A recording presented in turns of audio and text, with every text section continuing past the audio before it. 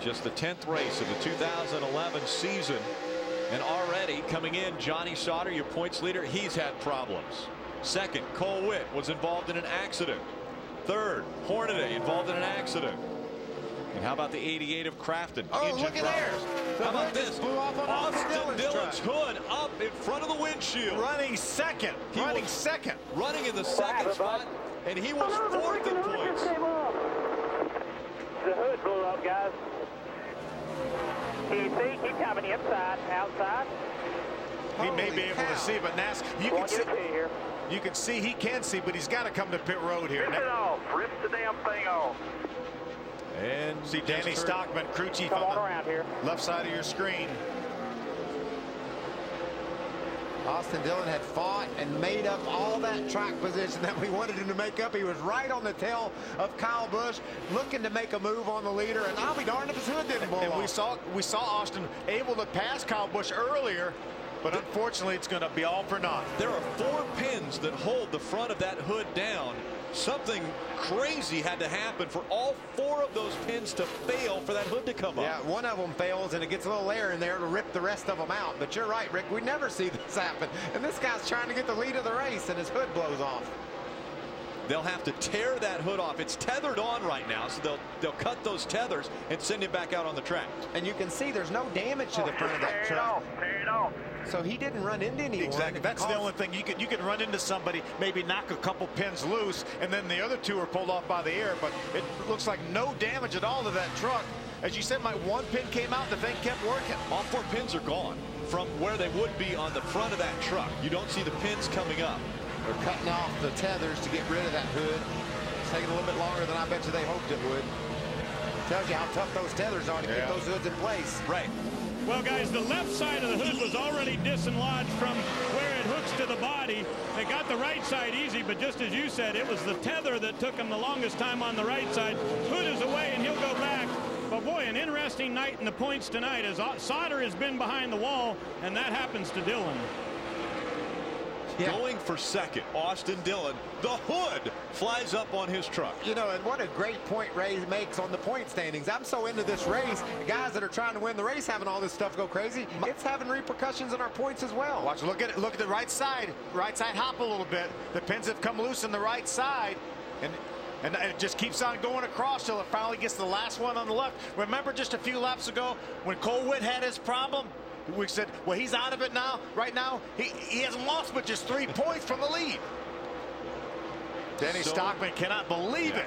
So many problems for a top 5 in points in this race. And it's all happened just, I mean, it's crazy the things that have gone on. Ron Hornaday, 4-time champ, won last week. He gets in a crash with our second place man in points, and this guy's trying to win the darn race. His hood blows off. But what a great, you know, NASCAR safety procedures they've gone through. That hood would have went flying in the air if it weren't for those tethers. No telling where it could have went. I mean, when he was on the front stretch, it could have gone into grandstands, but NASCAR recognized that several years ago, and you have to tie him down. After all of the craziness that has taken place on pit road and on the racetrack, Kyle Busch is back out in front of this field. And by the way, guys, he started last. We're inside of 10 laps to go, and that's Joey Coulter, just turned 21 a few weeks ago, racing Kyle Busch for the lead here. And by the way, he beat him 3/10 the last lap. He's way faster than Kyle Busch right now. Oh, we got a spinner. Right behind him, the 99 of Charlie Vest goes sideways. Go hard. Keep on going. He's all the way around. No caution yet. I think NASCAR's going to hold off throwing it, see if he can refire it. He's right on pit road. He's really out of the racing groove completely right now. If he sits there, obviously NASCAR will have no choice but to throw the caution. And he is sitting there right now. But look at this battle we got for the lead.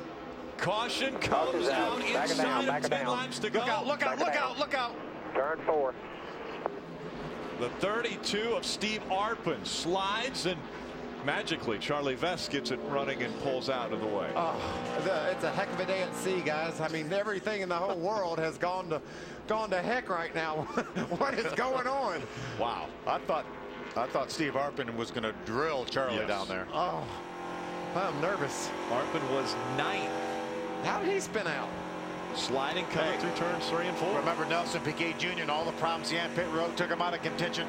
He's 3rd. He will line up on the inside of the 2nd row on this restart. Yeah, and look at the guys that Kyle Busch is going to have to try to hold off. None of them have won a race. Heck, the top Joey 5 Coulter hasn't won a race except Nelson for Kyle Piquet Busch. Jr., Jason White, Parker Kligerman, all in your top 5 that have not won in the Truck Series. Here's the leaders go by the 99. It just sucks him around a little bit. He got a little bit loose, tried to chase it, and then got loose again. He does a nice job keeping that truck out of the outside wall. Whew. I really thought he would have been able to refire that truck and continue on, not cause a caution flag, but then Steve Arpin came along and spun as well. There's Steve Arpin. I thought he was going to come down off the racetrack. Look where he's headed, Phil. Right for Charlie. He's going to drill the 99 if it doesn't move. But Charlie didn't just move because he saw Steve coming. Charlie was on his way to move, and that's why Steve didn't clobber him. Holy cow. So out in front of this field, when we go back to racing, Kyle Busch, Joey Coulter. They'll make up row number 1. Nelson Piquet Jr. and Jason White, Parker Kligerman to make it up your top 5. 4 of the top 5 have never won a truck race.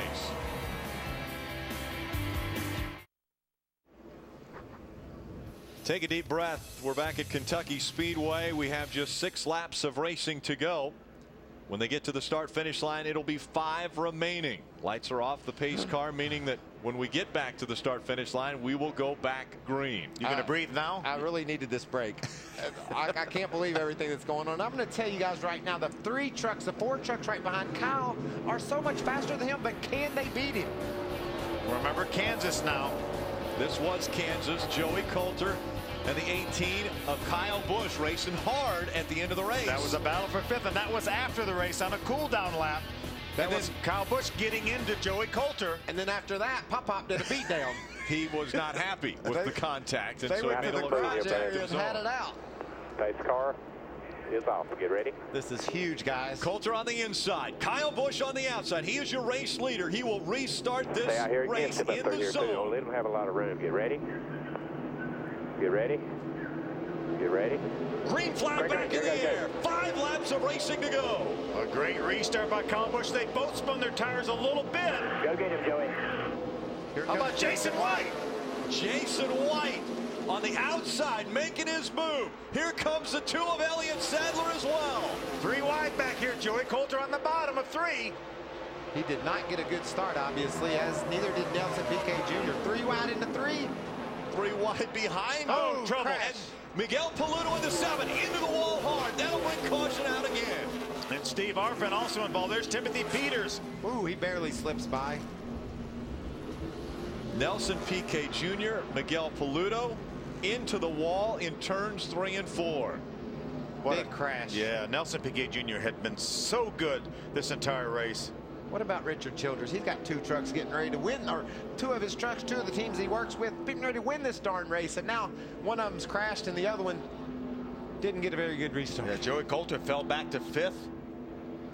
Look at all the damage to Miguel Paludo. Another great run he was having. Spring just came out from that truck. Ray, what's going on with Joey Coulter's guys? Well, Phil, on the radio, Joey came on and said, guys, I think I missed a gear there. That's why it didn't go good. And so that's a bit of a disappointment. But crew chief Harold Hawley said, don't let that get to you. This is a learning experience, and that's why you're here. There's Richard Childress watching. Yeah. Didn't get the start he wanted. Well, he's going to have another shot at it here. He's not going to line up in the front row, but he is going to line up in the 5th spot. We've seen these trucks go 3 wide, 4 wide. Anything can happen, Michael. Yeah, that wreck right there took out our 2 Brazilians. I think we'll see that young man contend some more before this season's over. Yeah, he looked very strong tonight. See if we can tell what went wrong down here in turn 4. See Nelson Piquet in the 8 truck in the middle. He gets loose, doesn't he? Gets a little bit loose and just gets in the left rear corner of Miguel. Then nowhere for him to go. Also for Steve Arpin, nowhere for him to go as well. Timothy Peters does a nice job avoiding his teammate Miguel Paludo. Timothy's had a tough night, but it didn't get any tougher. I mean, that was a great save he made. You can watch him coming in here late. He gets hit in the back by the 39 truck. Spun around, but yet doesn't make it worse by running into these guys. He lets off the brake at just exactly the right time and turns the wheel left to avoid Miguel Paludo. Look at this glob of trucks coming, Phil. Yeah, Nelson just got a little bit loose, had to chase it up the hill just enough. And unfortunately, Miguel was already there, but Miguel was up to the top of the black. I mean, he couldn't have given him any more room, it didn't look like. No, Miguel did just what he was supposed to. Nelson just got loose and caused a crash. You can see all the room Nelson had to the left. He could have been down on Joey Coulter more. It looked like that thing got sideways on entry. Yeah. You know, real early, he couldn't turn it like he hoped to, and that's why he was up the hill so far. It's the second KHI truck to sustain some pretty significant damage in addition to Ron Hornaday. Check out Brendan Gaughan. He raced his way up here. Middle of 3.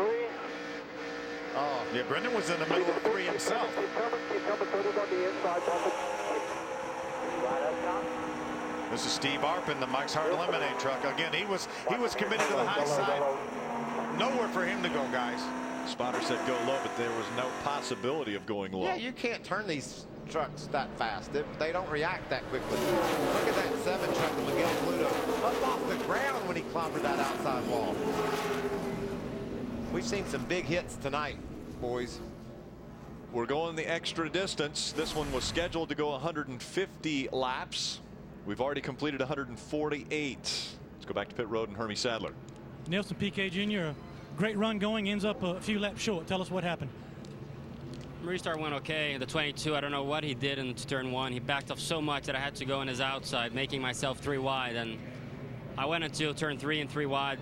I tried to keep my line, not to do anything silly, but everybody came together and had nowhere to go. I mean, it's a shame. The truck was awesome. It was one of those Nashville weekends, you know, everything was going great. And it's even more a shame of having a wreck with my fellow Brazilian. You know, the last person I wanted to touch was him. So I'm really sorry for him and for my team that deserved a good result for all their hard work. So, you know, let's try to repeat it again and next weekend. It's Nelson Piquet Jr. and to update the 22, where it is, he may have missed a shift on that start to kind of bag the field up that Nelson was referring to. Rick. Thanks, Hermie. Let's talk to one of the guys who's running in contention to win this race, Jason White. Phil, can you talk with him? Let's try. Let's see if we can raise him on the radio. Jay White, Phil Parsons up in the speed booth. You have a copy? Got you, Phil. Jay White, we were talking the other day what a struggle it's been for you guys this year. You had a great test at Rockingham. KHI did some work to that truck, and you're going to be restarting on the front row with Kyle Busch. You got a shot at him? We're going to do it all, baby. We're going to go in there and drive her in there, see what we got. This team has done a heck of a job, Chad, and all the guys, man, and we're going to go see what we can do to old Rowdy Busch, see if we can rowdy him up a little bit. All right, we're going to let you go. Concentrate. 1 to go, buddy.